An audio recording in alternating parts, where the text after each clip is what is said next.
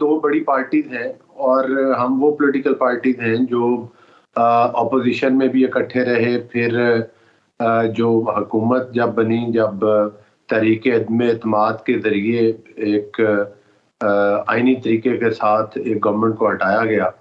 تو اس کے بعد حکومتی اتحاد میں بھی شامل رہے،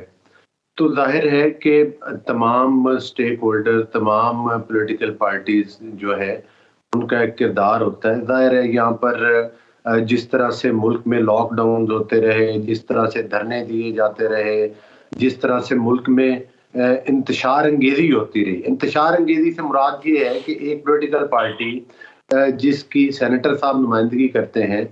اگر وہ اقتدار میں نہیں ہوتے تو وہ ملک میں انتشار پھیلاتے ہیں، اور انتشار کے طریقے انہوں نے 2011-13 دھرنوں سے لے کر آپ جتنے بھی دیکھ لیں، وہ احتجاج کے نام پر انہوں نے انتشار کیا ہے۔ تو وہ باقی جتنی بھی پولیٹیکل پارٹیز ہیں، ظاہر ہے کہ جب زرداری صاحب اور نواز شریف صاحب آپس میں بات کریں گے تو باقی پولیٹیکل پارٹیز کو بھی آن بورڈ لیں گے، تو ظاہر ہے کہ ریاست میں امن ہوگا، انتشار کا خاتمہ ہوگا، انتشار کو روکا جائے گا، تو ہی معاملات آگے کی طرف بڑھیں گے۔ اور یہ جو روش ہے، میں سمجھ رہا ہوں آپ کی گفتگو سے آپ یہ کہہ رہے ہیں کہ ریاست بچانے کے لیے پاکستان تحریک انصاف کو پہ مزید کریک ڈاؤن کرنے کی ضرورت ہے۔ دیکھیں، کوئی بھی پولیٹیکل پارٹی جو اپنا نام تو سیاسی پارٹی کا رنگ دیتی ہے، لیکن اس کے قول اور فعل میں تضاد ہے، اور اس کے جو کنڈکٹ ہے وہ سیاسی پارٹی والا نہیں ہے۔ آپ دیکھیں جس طرح سے لاک ڈاؤنز کیے گئے، میں آپ کو ایک اور مثال بھی دیتا ہوں۔ جس وقت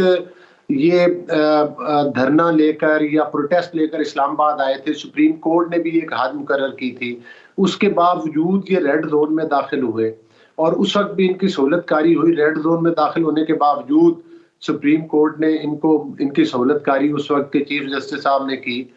اور ظاہر ہے کہیں نہ کہیں ان کی سہولت کاری ہوتی رہی ہے، تو پھر ہی ان کے حوصلے بلند ہوتے ہوتے 9 مئی کا واقعہ ہو گیا۔ اگر ان کو پہلے بھی آن میرٹس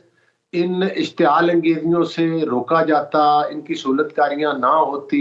ان کو پاکستان میں لاک ڈاؤن شہروں کو بند نہ کرنے دیا جاتا،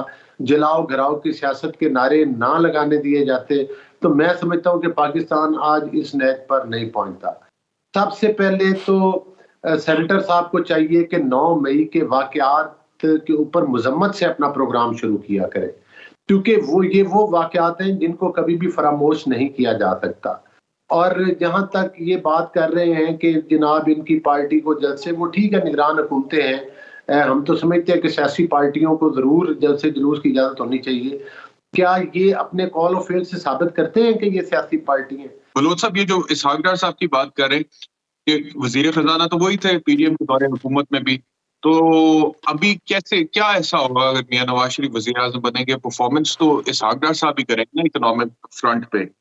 تو کیا فرق پڑے گا اس سے؟ احتشام صاحب چونکہ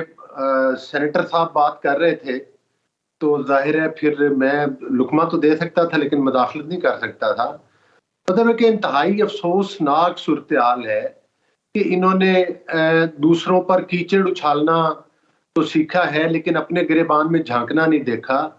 ان کو اس بات پر شرم آنی چاہیے کہ انہوں نے اس ریڈیو اسٹیشن کو آگ لگائی ہے جس ریڈیو اسٹیشن سے پاکستان کے بننے کا اعلان ہوا تھا۔ ان کو اس بات پر بھی شرم آنی چاہیے کہ انہوں نے پی ٹی وی کے اوپر حملہ کیا، قبضہ کیا، اور اس کو فتح قرار دینے والے حالیہ ان کے پریزیڈنٹ ہیں جنہوں نے پورے 5 سال سے قانون اور آئین کی دھجیاں اڑائی ہیں، اور پریزیڈنٹ ہاؤس کو جو ہے وہ پی ٹی آئی کا سب آفس یا ساتھی آفس ڈکلیئر کیا ہوا تھا۔ اور ان کو شرم آنی چاہیے کہ انہوں نے سپریم کورٹ کے ارد گرد قبریں کھدوائیں، اسمبلیوں کے جنگلے توڑے، اور ملک میں مطلب ہے کہ پاکستان میں جلاؤ گھراؤ کی سیاست کی،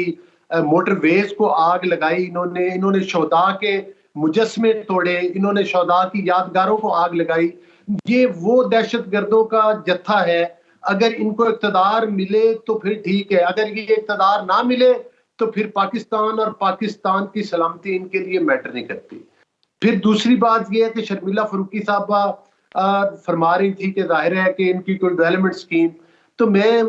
مطلب ہے کہ ان کے لیے یہی گزارش کروں گا کہ ڈیولپمنٹ اسکیم تو ہماری، میں خود MNU میری ڈیولپمنٹ اسکیم چل رہی تھی جو کہ اب بند ہو چکی ہیں، الیکشن کمیشن کے خطوط آ چکے ہیں، اور اس سے صاف ظاہر ہوتا ہے کہ وہ کوئی کسی ایک پارٹی کے لیے نہیں ہے۔ دوسری میں یہ گزارش کروں گا کہ جن لوگوں کا یہ کہہ رہی تھی کہ وہ پیپلز پارٹی جوائن کرنا چاہتے تھے، روکا گیا، اس طرح کے الزامات بغیر ثبوت کے لگا دینا قطعی طور پر کسی سیاسی پارٹی کے لیے مناسب نہیں ہوتا۔ ہر آدمی کو آزادی حاصل ہے کہ وہ کسی بھی پارٹی میں شمولیت اختیار کر سکتا ہے۔ ظاہر ہے، میں سمجھتا ہوں کہ یہ بلوچستان کے ان سیاستدانوں کی، میرا خیال ہے کہ یہ تضحیق کے برابر ہے کہ آپ ان کو کہیں کہ وہ جناب ان سے بغیر پوچھے، جس کو وہ تسلیم نہ کرتے ہو، کہ وہ کسی کے کہنے کے اوپر جناب پارٹی شامل ہونا چاہتے ہیں۔ اور میرا خیال ہے کہ جن لوگوں کی طرف ان کا اشارہ ہے ان میں سے تو کسی نے بھی فی الحال PMLN جوائن نہیں کی، کچھ لوگوں نے کی ہے، لیکن وہ اپنی مرضی کے ساتھ آنا چاہتے ہیں۔ اگر وہ پیپلز پارٹی میں جانا چاہیں تو ہمیں اس پر کوئی اعتراض نہیں ہے۔ دوسری بات یہ ہے کہ بے شمار ممالک ہیں جن ممالک کے اندر کوئی نگران حکومتیں نہیں بنتی اور سابقہ حکومت ہی ہوتی ہے، اور ظاہر ہے الیکشن کمیشن جو ہوتا ہے وہ مطلب ہے اس کا کام ہوتا ہے الیکشن کروانا، اس کا کام ہوتا ہے کہ وہ اس قسم کے رولز بنائے اور ان پر امپلیمنٹ کروائے کہ جس کے ذریعے کسی بھی پولیٹیکل پارٹی، چاہے وہ رولنگ پارٹی ہو، اس کو الیکشن کے اندر کوئی خاص مداخلت نہ ہو اور ایک لیول پلینگ فیلڈ ملے۔ تو گزارش کرنے کا مقصد یہ ہے کہ الیکشن میں بڑھنے کے لیے، ظاہر ہے جو آج مریم اورنگزیب صاحبہ نے بات کی ہے۔ مجھے اجازت دیں، میں ذرا، کیونکہ پہلے بھی شرمیلا صاحبہ کو کم ٹائم ملا تھا، میں ان کی طرف جانا چاہوں گا۔ شرمیلا صاحبہ، میں صرف یہ گزارش کر رہا ہوں آخر میں کہ دیکھیں جس طرح سے کہ مریم اورنگزیب صاحبہ نے بات کی ہے، اب اگر آپ کو اپنی سیاسی کارکردگی کا یا حالات کو بھانپ کر آپ پہلے سے یہ شور مچانا شروع کر دیں کہ بھائی لیول پلینگ فیلڈ نہیں ہے، یہ نہیں، اس کا مطلب یہ ہے کہ آپ اپنی، مطلب ہے کہ وہ آپ کو سیاسی قد کا اور اپنی پوزیشن کا اندازہ ہے۔ کیا زرداری صاحب پر یا بلاول صاحب پر شرمیلا صاحبہ، یا بلاول صاحب پر کوئی پابندی تو نہیں ہے کہ وہ جلسے نہیں کر پا رہے، کوئی کسی قسم کی آزادی نہیں ہے، کوئی جلسے جلوس کرنے پہ، کوئی کمپین چلانے پہ، کوئی پنجاب کے اندر کسی اور پروونس کے اندر، تو پھر میرا خیال ہے کہ سب کے لیے لیول پلینگ فیلڈ ہے۔ آپ لاہور میں آ کر جلسہ کر لیں، کوئی ہمیں اس پر اعتراض نہیں ہے، آپ کراچی کے اندر بڑا جلسہ کر سکتے ہیں، ادھر کر لیں، تو کسی میں رخصت نہیں ہے۔